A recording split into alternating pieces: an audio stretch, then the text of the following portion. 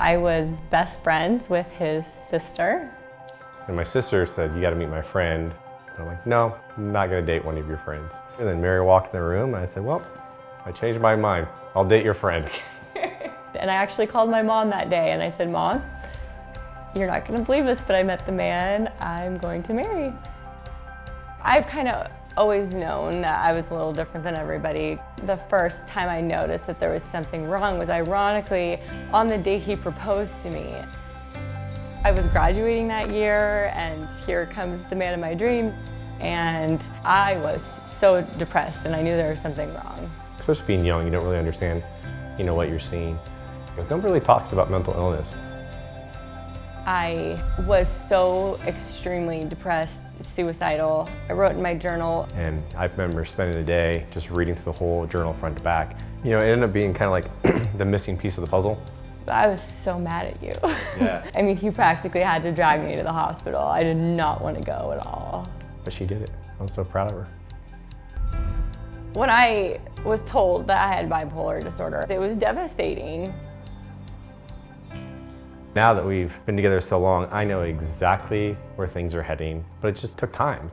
Right when Mary wakes up, I know exactly how she's feeling. Rarely do I go, okay, that came out of nowhere. Which I think a lot of people think, well, bipolar is, well, she woke up this morning, she's smiling and giving babies hugs and kisses, and in the afternoon, she's losing her mind. That's not bipolar disorder.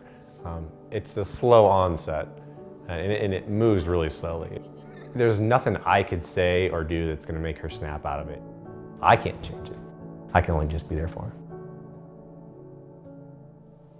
My brain does not have a cap to how amazing I can feel, but it also doesn't have a plug to how horrible I can feel. I said, well, how about we illustrate my feelings in pictures? I think that would be very powerful. Now, Mary's come up with so many great ideas, over the years, but then when she mentioned this one, I'm like, this is it, Mary. He booked the tickets, he gave me the contact information of a photographer to take these pictures for me, and made it a reality. When I get these uncontrollable feelings of rage, it's so overwhelming. It's almost like a volcano about to explode. I can see it coming. Suicidal thoughts is when you are so profoundly depressed and in your deranged, irrational state of mind, you think the only thing that will help you is killing yourself, which absolutely I know is not the answer. It's very hard, and there's a lot of people who feel that every day. Creativity feels like your brain needs to go for an extremely long run.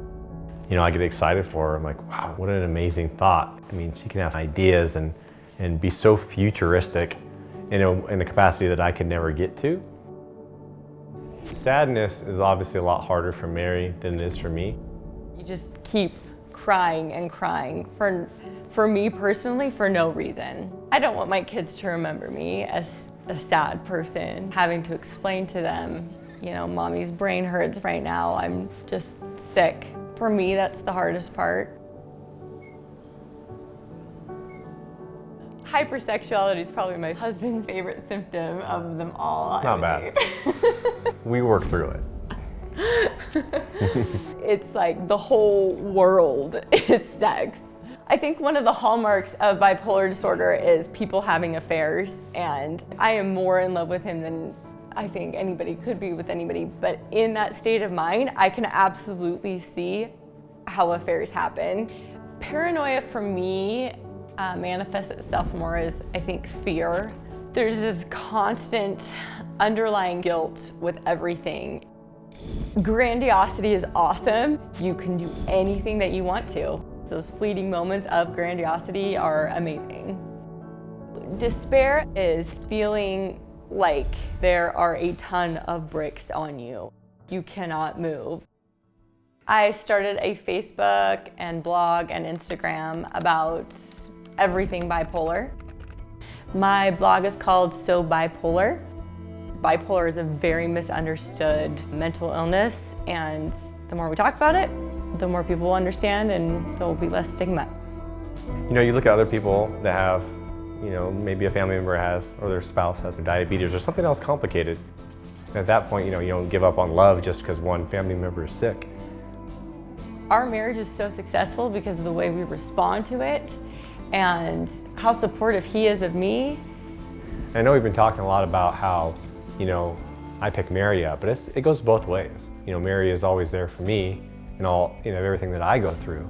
And then in turn, you know, I'm there for Mary when she needs my help. There is no tip or trick, and there's no solution. But at the end of the day, like, Mary and I love each other, and this marriage is gonna last until we die. That's the way we're doing it.